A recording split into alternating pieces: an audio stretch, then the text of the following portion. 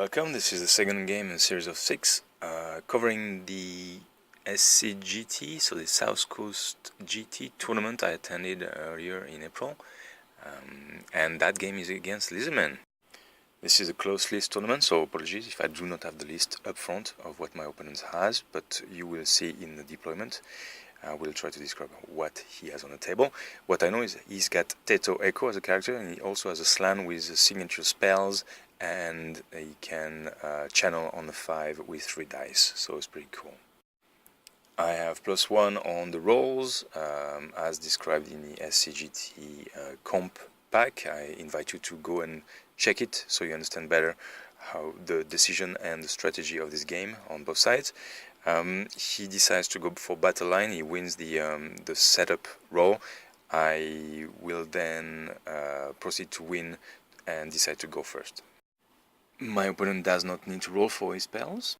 I get Wild Form for my level 1 of Beast. My level 1 of Life gets Awakening of the Woods, and then I get Throne of Vines, Flesh of Stone, Shield of Thorns, and Dwellers Below on the Fey Enchantress. On my deployment, I have a Trebuchet at the top left there. Next to Trebuchet is my Knight of the Realm unit with most of my characters in there. Next to them is my Questing Knight units, then the Archers with the stakes in front. Then I have the Knight Errant with the Damsel level 1 of Life. Next to the Knight Errant is a second unit of Knight Errant of 6, full command again. Behind them is my second Trebuchet, and you can see the Pegasus Knight over there. They will vanguard just up to the forest, I believe. My opponent has a unit of 10 skinks in a cohort on the top left there, a Salamander with 3 crew, a unit of 10 skirmisher skinks. Behind them, you can see it very well, but is a Bastiladon with a solar engine. Kudos to him. In front of that is the 10 skirmishers. Next to the Salamander is a block of Temple Guards. I think there's about 20 of them with a slan in there. In front of them is a second Salamanders. In front of the Salamanders you get 3 Pterodactyls. Then behind these guys, or on their left, you get another unit of 10 skirmishers. Behind them is a unit of 20 Saurus Warriors, not skinks, sorry about that. On the left of the Saurus Warriors is Teto Echo, which is next to a unit of 10 skinks in cohort, and in front of that, on your right hand side of the screen there, is the last unit of 10 skirmisher skinks. So yeah, lots of poison, lots of shooting. I'm not too scared about this. The plan here is really to see what he's going to do with this big block of Saurus, and then try to go around. My mission on this one is protect the general, so I will be quite reserved in my movement with the Fey Enchantress, because I'm worried about snipes, especially he's got a lot of magic, so could be dangerous. So we'll see how it goes. Teto Echo rolls his vanguards as well, and he moves his 2 Salamanders and his Pterodactyls forward. Bretonnia turn 1, I move the Fey up this tower, so she's got an angle and she's protected from the skin cohorts on the left there. And I moved the Questing Knight toward the left there to take care of that cohort. In the magic phase, my opponent wisely dispels Throne of Vines. I get Curse of the Midnight Wind, which I cast on a skink unit with a chalice. I then cast Flesh to Stone on the Fey unit, and I get Shield of Thorns on the Questing Knights. In my shooting phase, the bowman tries to shoot at the Salamander but miss. The first Trebuchet scatters away 2 inches, hits 3 guys or 4 guys, and you can see I rolled 3-1 and a 3, so I do kill 1 skink, which is awesome. The second Trebuchet scatters away. Lizardman turn 1, he decides to charge his cohort of skinks into the Questing Knights. In the magic phase, he rolls a 12, so pretty powerful magic phase. Thanks to the Fey, I get an extra dice, so I get 7 to 12, so it isn't that bad. The Bastiladon, who advanced, as you can see on the picture there, tries to do his bound spell, but I dispel it. He then 5 dice Searing Doom. Thank God he did not irresistibly cast it. He Searing Doom my Fey unit. I scrolled it straight away. Ditto Echo then proceeds to cast a Comet, but I dispel it, rolling a 22.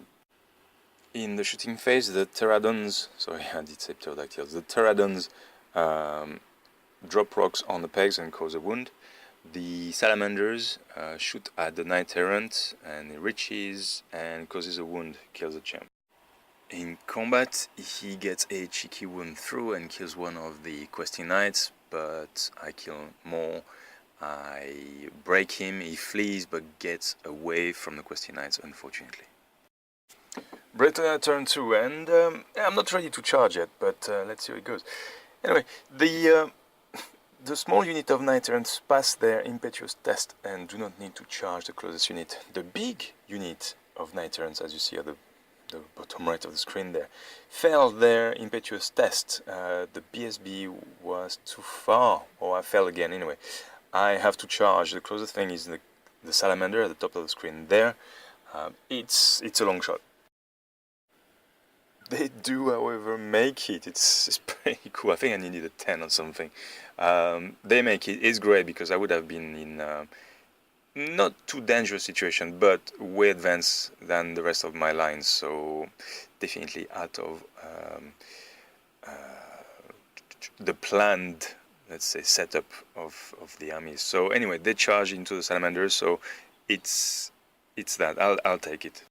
So then I proceed to move my other unit of Knight Errants to support this unit. I can see the Source Warriors there cause a threat, but hopefully I'll be able to kill the Salamander, overrun into the Skinks.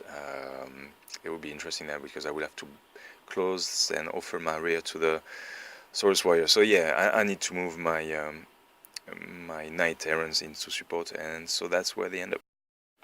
The Court of Skinks, who fled from the Questing Knights, still flee, but the Questing Knights have to stop by the impassable terrain, which is represented by my building there.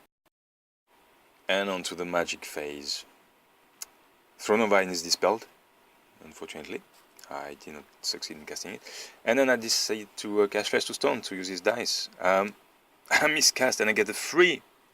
That's a big template on the unit, with a chance to lose the Enchantress on a roll of 1 to 3. But I do roll 4 lookouts for all my characters, which is awesome. I pass all ward saves but 1, which is awesome. And the Enchantress rolls a 4, so she's not cast into the warp. So big tear of sweat rolling down my forehead. We laughed, but that was emotional moment. Just blowing the whole unit, the whole well, my general, the magic caster, all my characters in one go was pretty bad, especially on the Flesh to Stone. But there you go. Rest of magic phase, I cast Chain Lightning with the Chalice on Bastiladon, costs 2 wounds, but it does not jump onto something else. So yeah, quite emotional magic phase there. Nothing happens in shooty phase. I think I scatter everything or miss with my bowman. And in combat phase, I forgot to mention the Peg Knights charge the skirmishers on the right hand side there. They win combat, but lose 1 model for their trouble, and run the Skinks off the table. The combat with the Salamander there by the Knight Errant lands. Brett's win by loads, but he rolls snake eyes on his break test, so yeah, not very good. On the bright side, that means that the Temple Guards cannot charge, which is pretty cool. I'll take that. Of course, I am vulnerable to the flank from the Source Warriors there. Lizardmen turn 2. The Source Warrior consider charging the flank of my Knight Errant. It's not a short charge. However, they make it and are in the flank of my Knight Errants. The Skink Court who fled from the Questing Knight rallies. The Pterodons fly over the Peg Knight and cause a wound which is saved. and then go back towards the trebuchet on my table's edge. The skink skirmishers units on his left-hand side of the table with Teto Echo moved towards the peg knight. Unfortunately for him, Teto Echo, who moved from the other unit of skinks, couldn't fit between the unit and the rock, so he had to put it there, which you will see potentially offers his flank to a charge from my small unit of knight errant next turn. In magic phase, Teto Echo casts Comet, and I let it go. He places it here. I get a lot of magic resistance on the Fey Enchantress, and the rest is not going to make a big difference, I think. Plus, his Source Warriors could be in range. He fails to cast Uranon Thunderbolt on the Peg Knights. The Bastiladon tried to cast his Solar Engine Bound spell, which I dispel it. And he casts Searing Doom on the Questing Knights and miscasts. He wipes out my unit of Questing Knights, which isn't pleasant, and for his trouble, through the miscast, gets a wound on Teto Echo and his Skink Priest, Scroll Caddy, I think.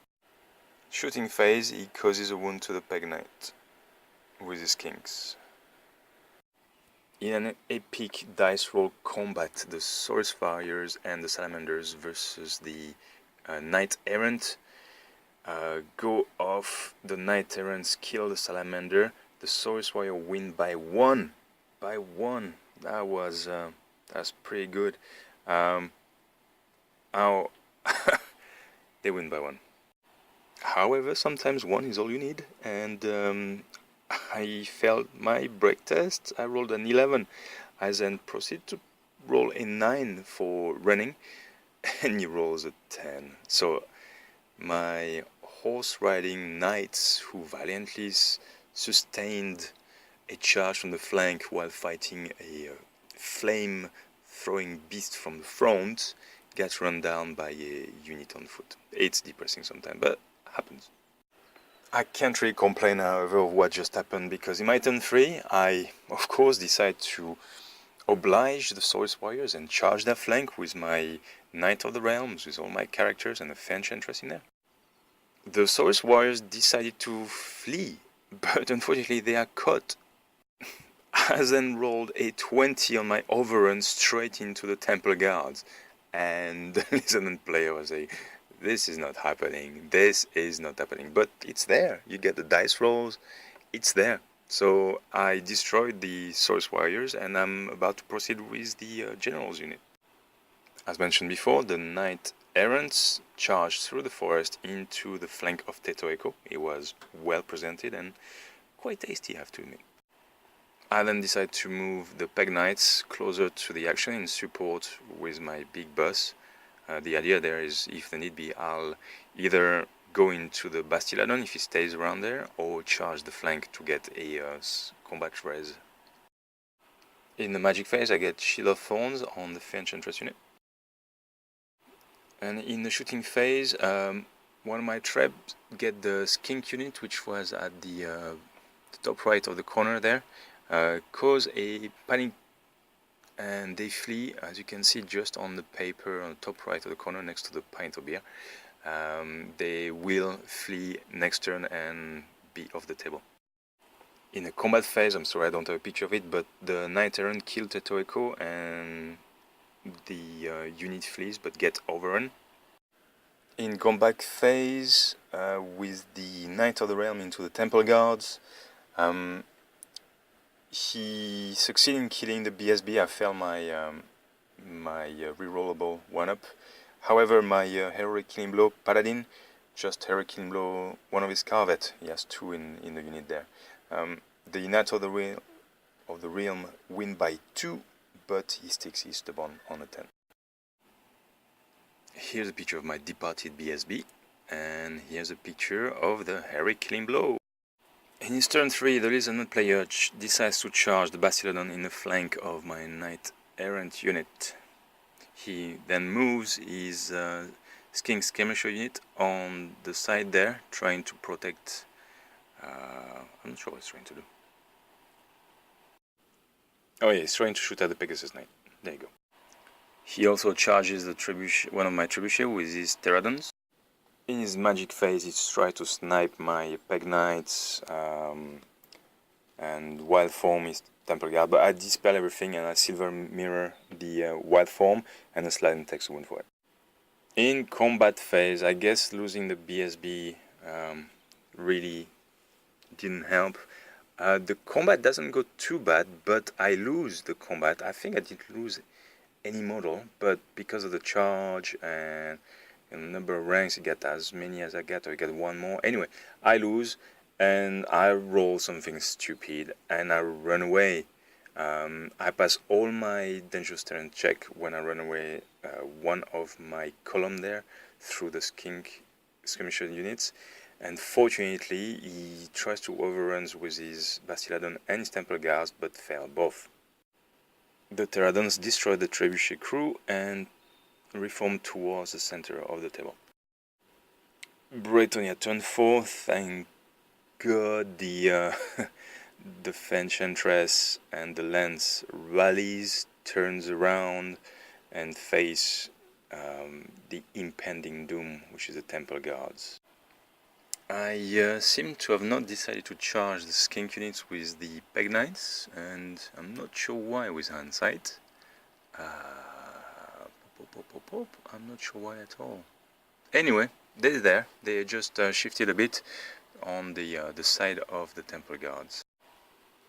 In Magi phase, I cast Throne of Vines, and he gets through, fortunately, and then I irresistibly cast Dwellers on the Temple Guards.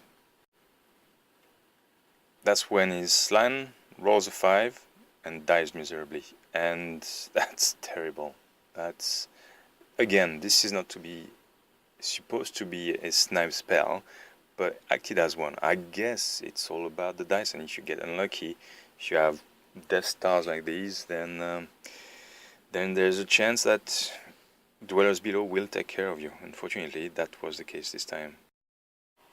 In the shooting phase, I tried a cheeky shot with my remaining trebuchet on the Bastiladon, gets a hit, but roll a 1 to wound. And the Bastiladon gets away with the nice little rock on his back. And unfortunately, this will be the last turn of the game. I'm not sure we played slow or if we had a lot of things. It definitely is not taking a picture for the batrep. I ask every opponent beforehand, but yeah, this is it. I guess we didn't check the time, and there was a lot of movement done, all these units to move and to rally, etc, etc. So yeah, this is the last turn. So now I understand why I did not charge the pegs. The thing is that his unit of skinks there was in the front of his Temple Guards, not allowing him to charge. So and they couldn't charge themselves because they were blocked by the Temple Guards. So that's why I didn't charge the peg knights into them, which now makes sense. So yeah, in his turn he moves his kings over there, king skirmishers, trying to shoot at the peg knights and try to be away from their charge range next turn.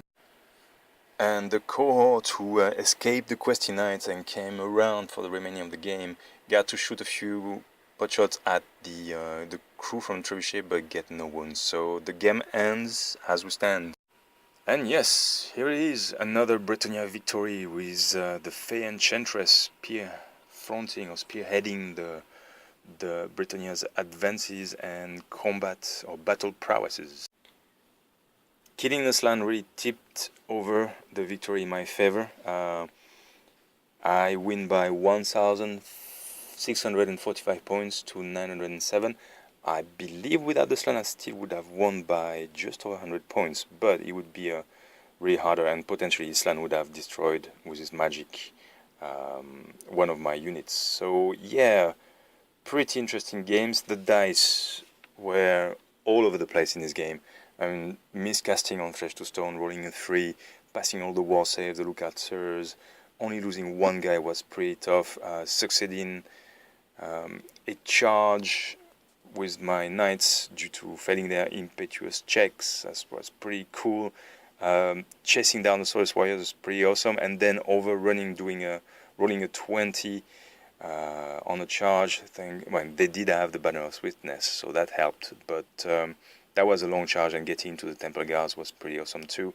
On his side, he's been playing very well, dispelling Throne of Vines most of the turns, which was very good, which stops me from going crazy with Dwellers Below. Unfortunately, placing Teto as he did wasn't ideal, and I guess I rolled okay on this. Yeah, I was unfortunate, failing break tests with my big Lance of Night Terran, having lost by 1 only, and then being ran down by Saurus Warriors on feet, which have movement 4, so I got twice as much movement, but still get run down. Was very unfortunate, but there you go. Yeah, dice all over the place, good and bad on both sides. It was pretty interesting game. But yeah, I did succeed into passing my mission, which is protect the general. So my general is okay. And on his other hand, he had mission 5, which was Gauntlet, which he needed to have more non-fleeing units than me in my deployment zone. So he had the skinks, or the 2 units of skinks there. So he got his mission as well. So Kudos was very cool opponent. I made a few mistakes with rules. He helped me out. Likewise, as always, I explained him what the French interest was doing before the start of the game. I guess he didn't catch the fact that she could allow me to go first, and that took him by surprise. But to be fair, I did hand him over the rules for the French interest. I had photocopies plus the rule book, and explain every point he wanted to ask. So there we go. Maybe that's why we didn't go further in turns. Hope you enjoyed the game. We played this game in table 24. That means I was 2 tables down from the previous one, which means that a lot of people won by a lot more than I did their first game. But this one I won again, so that's 2 wins for 2 games. I'm pretty sure I'm going to go up, and we'll see. Next game is against Dwarves, and as always, if you have any comments, please leave them below. Thank you.